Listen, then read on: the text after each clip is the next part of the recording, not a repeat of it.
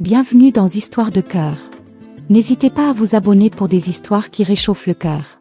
Elena Moore se tenait tranquillement au centre d'une belle fête de fiançailles à Atlanta. La pièce étincelait de lumière dorée. De la musique douce jouait en arrière-plan, et les serveurs se promenaient avec des verres de champagne. Les invités ont souri, ri et porté des toasts pour l'heureux couple, Elena et Derek. Elena, 28 ans, avait l'air calme et élégante dans une robe bleu pâle. Elle avait toujours été du genre calme, quelqu'un qui préférait écouter au lieu de parler. Elle regardait les gens bavarder avec la famille de Derek, en particulier sa mère, Camilla. Camilla Winters était connue pour sa beauté, sa richesse et sa langue acérée. Elle marchait avec le genre de confiance que seul le vieil argent apporte.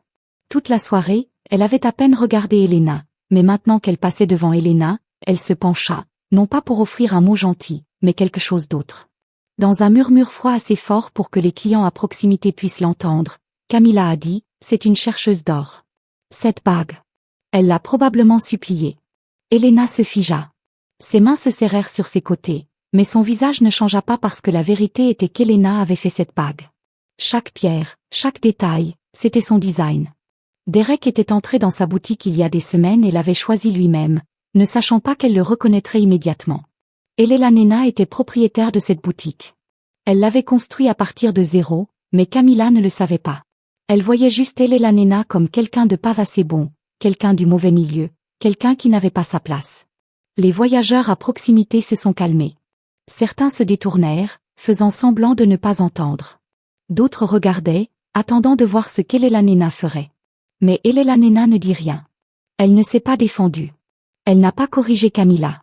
Elle restait là, immobile et silencieuse, comme quelqu'un qui avait l'habitude d'être incompris, quelqu'un qui avait appris le pouvoir de se retenir. Elle regarda Derek. Il était de l'autre côté de la pièce en train de rire avec des amis, inconscient de ce qui venait d'être dit. Elena lissa la jupe de sa robe, redressa ses épaules et s'éloigna sans un mot. Pas parce qu'elle était faible, mais parce qu'elle attendait. Élevée par une mère célibataire dans un quartier populaire, Elena Moore savait que la vie n'était pas facile. Sa mère a travaillé 2 emplois juste pour garder les lumières allumées. Ils n'avaient pas grand-chose, mais ils se tenaient l'un à l'autre. Dès son plus jeune âge, Elena a appris à être forte, concentrée et silencieuse. Elle étudiait dur, évitait les ennuis et rêvait de construire quelque chose de son cru. À l'école, elle était toujours assise au premier rang, tandis que les autres enfants jouaient après les cours. Elena travaillait à temps partiel dans un petit atelier de réparation de bijoux. Elle aimait la façon dont chaque petit bijou avait sa place, comment quelque chose de cassé pouvait briller à nouveau si vous étiez patient. Cet amour s'est transformé en passion. Des années plus tard, Elena a obtenu le meilleur de sa classe à l'école de design. Elle n'a pas demandé de documents. Elle a économisé chaque centime, a travaillé des heures supplémentaires et a finalement ouvert sa propre boutique de bijoux à Midtown Atlanta. La boutique était petite mais belle, remplie de bagues et de colliers qu'elle avait elle-même conçus. Les gens sont venus pour des pièces personnalisées, en particulier des bagues de fiançailles. Elena croyait que chaque bague devait raconter une histoire. Un après-midi, un homme entra dans la boutique à la recherche d'un collier pour sa sœur. Il était grand, confiant et portait un costume qui coûtait probablement plus cher que le loyer d'Elena. Il s'appelait Derek Winters. Elena l'aida à choisir une pièce délicate avec un minuscule saphir au centre. Il est revenu le lendemain, non pas pour des bijoux, mais pour du café, puis à nouveau. Et encore. Bientôt, ils sortaient ensemble. Derek était charmant, doux et plein de bonnes manières à l'ancienne. Il fit rire Elena, écouta quand elle parlait et la traita comme si elle comptait. Il venait d'une famille riche, mais avec lui, Elena ne se sentait pas petite. Pas au début. Mais ensuite, elle a rencontré sa mère, Camilla Winters. Camilla n'a jamais rien dit directement, mais ses yeux en ont dit assez. Elle regarda les vêtements d'Elena, ses mains, son arrière-plan, et jugea tranquillement tout cela. Elle a une fois qualifié Elena de trop ambitieuse. Une autre fois, trop simple. Elle souriait et disait, « Elle est gentille, Derek, mais pas vraiment l'une d'entre nous, n'est-ce pas ?» Derek le brossait toujours. « C'est comme ça qu'elle est, disait-il. Ne le prenez pas personnellement. » Elena a essayé de ne pas le faire. Elle s'est dit que ça n'avait pas d'importance. Ce qui comptait, c'était Derek, sa gentillesse, son soutien, la façon dont il la regardait comme si elle était rare. Quand il a proposé, il l'a fait tranquillement, juste tous les deux. Il a dit qu'il aimait sa force, son feu, son dynamisme. Il glissa une bague sur son doigt, une bague qu'Elena avait faite elle-même, mais il ne savait pas qu'elle avait remarqué. Il l'acheta dans sa boutique par l'intermédiaire d'un assistant, voulant que ce soit une surprise. Au début, cela ressemblait à un conte de fées. Elena pensa, peut-être que l'amour suffit vraiment. Mais lentement, elle commença à remarquer les fissures. La froideur de Camilla devint plus nette. Les événements familiaux étaient gênants. Murmura la famille. Elena sourit à travers tout cela, pensant que Derek serait toujours son endroit sûr. Elle ne savait pas encore que parfois le silence fait plus mal que la cruauté.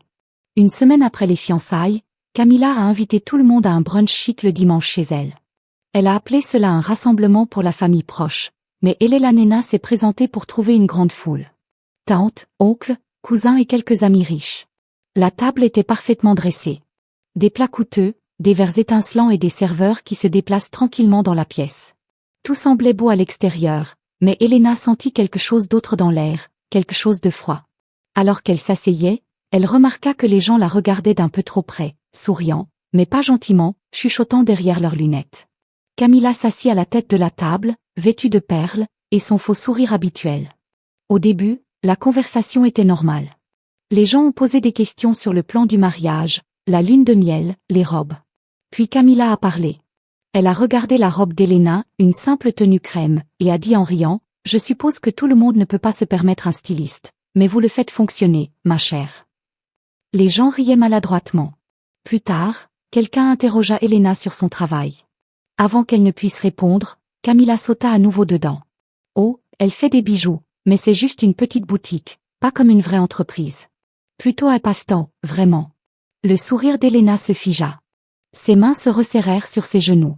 Pourtant, elle est restée silencieuse. Elle s'était habituée aux petits coups de Camilla. Elle pensait que si elle restait polie, les choses s'amélioreraient. Mais ensuite vint le coup final. Camilla tendit la main, prit la main d'Elena et la souleva pour que tout le monde la voie. « Jolie bague, » dit-elle avec un faux sourire. Puis elle a ri. La prochaine fois, peut-être qu'il y achètera un vrai diamant. La pièce est devenue silencieuse. Personne ne riait, personne ne parlait. Elena sentit sa poitrine brûler. Ses oreilles sonnèrent. Elle regarda autour d'elle. Derek était juste à côté d'elle, mais il ne dit rien. Il a juste regardé son assiette. Quelque chose à l'intérieur d'Elena se brisa. Elle ramena sa main en arrière et regarda Camilla droit dans les yeux. « Chose drôle, » dit-elle, la voix calme et claire. « J'ai fait cette bague et je l'ai vendue à ton fils. » Les GPS remplissaient la pièce. Le sourire de Camilla disparut. Son visage devint raide, les lèvres serrées. Quelques voyageurs ont baissé les yeux sur leur nourriture, ne sachant pas quoi faire. Certains avaient l'air impressionnés, d'autres gênés. Mais Derek, il était toujours silencieux, trop silencieux. Il n'a pas parlé, ne l'a pas défendu, n'a pas dit un mot. Elena Nena s'assit sur sa chaise, voyant soudainement tout beaucoup plus clairement. Après le brunch, Elena s'assit en face de Derek dans leur salon. Son visage était calme, mais ses yeux étaient remplis de douleur. « Pourquoi n'as-tu pas parlé ?» demanda-t-elle doucement. « Pourquoi t'es juste assise là ?» Derek détourna le regard. « Je ne voulais pas empirer les choses, » dit-il. « Tu sais comment va ma mère ? Elle dit juste des choses. Ça ne veut rien dire. » Elena cligna lentement des yeux. Cela signifiait quelque chose pour moi. Il soupira et se frotta le front. « Je veux juste la paix, Elena. Je ne veux pas me battre avec elle à chaque fois que nous sommes ensemble. » Cette nuit-là, quelque chose s'est déplacé à l'intérieur d'Elena. Elle avait toujours cru que Derek était son endroit sûr, quelqu'un qui se tiendrait à côté d'elle. Mais maintenant, elle se demandait s'il ne se tenait là que lorsque c'était facile. Dans les jours suivants, d'autres fissures ont commencé à apparaître. Derek a suggéré qu'il retarde le mariage. « Il n'y a pas de précipitation, » dit-il. « Donnons juste plus de temps à ma famille pour venir. » Puis un soir, il lui tendit un épais document. « Un contrat de mariage, » dit-il en essayant de sourire. « Mes parents pensent que c'est intelligent. C'est juste une formalité. » Elena regarda les journaux. « Une formalité ? Vous n'en avez pas parlé avant. » Il haussa les épaules. « Ils font juste attention. Tu sais comment ils sont. » Mais Elena ne savait pas pourquoi ils avaient soudainement si peur ou pourquoi Derek faisait soudain tout ce qu'il demandait. Les jours passèrent. Elena franchit une étape importante avec son entreprise. Sa boutique a été présentée dans un magazine local. Elle a envoyé le lien à Derek. Il a répondu quelques heures plus tard avec juste un pouce levé. Pas de félicitations, pas de fleurs, pas même un sourire fier. Quand elle en a parlé, il a dit « Je suis désolé. Je viens d'être occupé avec des trucs de travail. » Tu sais que je te soutiens. Mais ces mots semblaient vides. Puis vint le moment qui fit le plus mal. Derek l'a assise et lui a dit, j'ai réfléchi. Peut-être que vous devriez embaucher quelqu'un pour vous aider à la boutique. Ou peut-être prendre du recul. Ce truc d'affaires est stressant. Une fois que nous serons mariés, tu n'auras pas besoin de travailler si dur. Elena le regarda, abasourdi. Ma boutique est tout ce pourquoi j'ai travaillé. Je sais, dit-il doucement. Mais je veux juste que tu te détennes. Ma mère pense que je ne suis pas assez, interrompit-elle. Il ne répondit pas. Quelques jours plus tard, Elena a reçu un appel de son propriétaire. Le bail de sa boutique était en cours de révision. Quelqu'un avait proposé d'acheter tout l'immeuble. Une offre en espèces. Très généreuse. Qui a fait l'offre? Demanda Elena. Le propriétaire hésita. Camilla Waters. Elena sentit le sang s'écouler de son visage. Elle n'est pas venue s'excuser. Elle est venue prendre ce qu'Elna avait construit. Elle est entrée dans le monde d'Elena non pas pour le comprendre, mais pour le contrôler. Tout s'écroulait. L'homme qu'elle aimait était en train de changer. Son entreprise était en danger. Et Camilla faisait tout ce qu'elle pouvait pour effacer Elena de leur monde. Elena se tenait au milieu de sa boutique cette nuit-là, regardant ses dessins, ses croquis, les étagères qu'elle peignait elle-même, les lumières qu'elle choisissait une par une. Et elle se fit une promesse tranquille. Personne ne va me prendre ça. L'anneau, le silence et la vérité. Un soir, alors qu'Elena fermait sa boutique, son téléphone a bourdonné. C'était un message d'un nombre inconnu. Il ne disait qu'une chose. Demanda Derek à propos de son autre fiancé.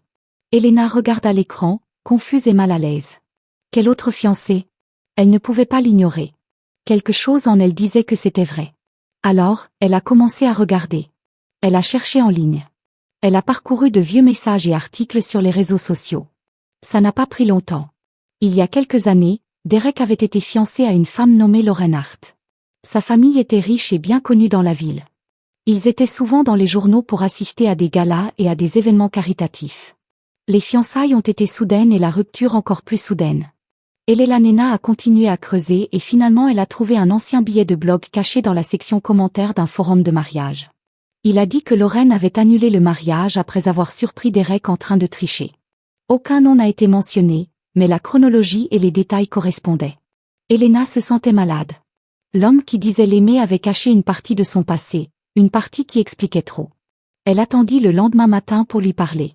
Quand Derek entra dans sa boutique avec du café à la main et un sourire forcé. Elena ne perdit pas de temps. « Qui est Lauren ?» demanda-t-elle doucement. Derek se figea, la couleur s'égoutta de son visage. « Comment tu sais pour elle ? Tu étais fiancé à elle, dit Elena. Tu ne me l'as jamais dit. » Il détourna le regard. « C'était il y a longtemps. Ça n'avait pas d'importance. » Ça n'avait pas d'importance, répéta-t-elle. Tu l'as trompé. Il ne l'a pas nié. C'était une erreur.